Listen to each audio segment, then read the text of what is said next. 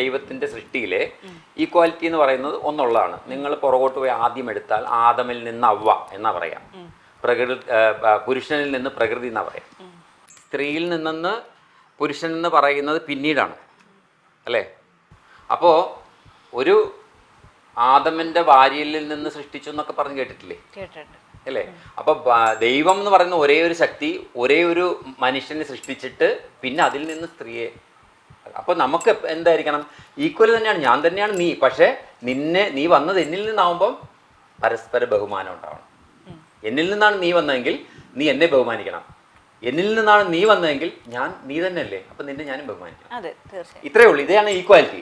പക്ഷെ ആണ് പെണ്ണ് സ്ഥാനം 35% 80% ഇതൊക്കെ എന്താ? മരത്തിൽ ഞാൻ കയറുമ്പോൾ നീയും കയറണം, ഞാൻ വെള്ളം അടിച്ചാൽ നീ വെള്ളം അടിക്കുക എന്ന് പറയുന്നതൊക്കെ ബാഹ്യമായ ചപലതകളോ അറിവില്ലായ്മയാണ്.